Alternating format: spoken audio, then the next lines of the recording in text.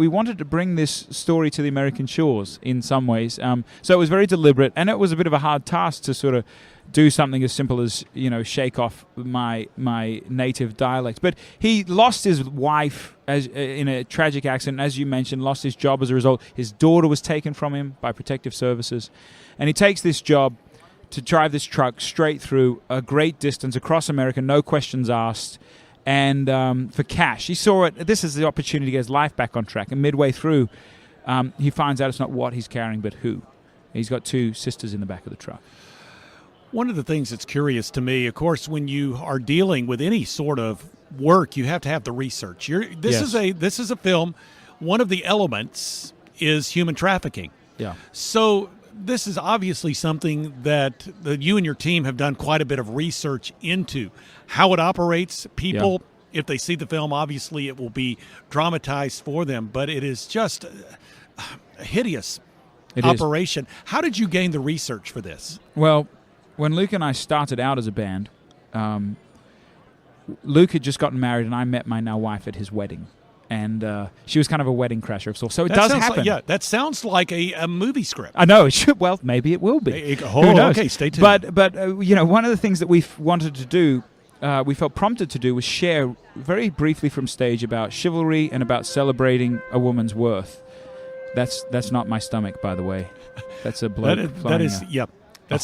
That is the shofar. Yeah. Do you have a shofar on stage? No, we don't have a shofar. We need one. Okay. Maybe there will be. All right. But at any rate, so we felt prompted to share about relationships, in essence, from stage, because it was so keen on our hearts and minds. And one of the tangible things is we brought over these Australian 1-cent coins, and we framed them. We made necklaces out of them, and we called it the Priceless necklace. Wow. And we've seen upwards of 500,000 men and women, boys, at this point in the last 5 years, grab one of these necklaces and rally around this cause. And it was really kind of, that's when we went to our brother Ben and we said, hey man, we're excited, but we're almost alarmed at the response to this message. What about sort of taking this story and turning it into a film? And his eyes lit up. And he recalled this documentary that he'd been a part of. And we pulled inspiration from that, Bob. And then we got on a load of phone calls with experts in the field. And I got to tell you, man, I just wept. Because as you said, wow. there's an underbelly to this.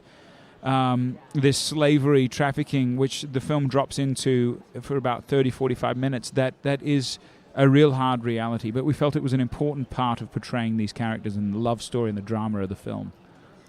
Now, the main character, at the beginning of the film, is he a man of, has he had a faith component in his life? Would you consider him to be a saved person? I wouldn't consider him to be safe. I mean, saved, excuse me. The way we felt his backstory had gone, if you'd notice in the film, he's sort of loaded up with tattoos, and they're a bit eclectic. One is sort of a Celtic cross, one is a tree of life sort of thing. And the implication was at some point before he'd sort of derailed after his wife's passing, he'd had this conversion and this faith, but it was really, he'd lost it and lost himself along the way. And the beauty of it, and this is just the thing I love about the strength of a woman, it's really in the film, the elder of the 2 sisters, Antonia, her strength and resolve in the face of really tragedy that brings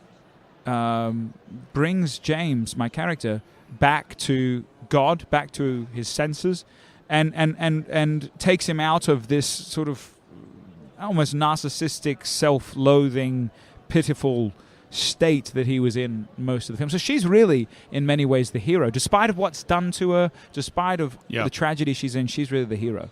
Wow. And so he does have a faith experience. I don't want to give too much away, but obviously that's where you're going with him. Well, correct? he's wrestling, and it's the classic question when you start getting into this story is, if there is a good God, how can these despicable, awful, shameful, manipulative things take place? How can you lose someone that you love? How can tragedy strike you if God is love? And he has to really unpack that in a sense. And it again is through seeing the strength and love of a woman and her connection to God that inspires. Is inspiring him in some ways to sort of turn the corner.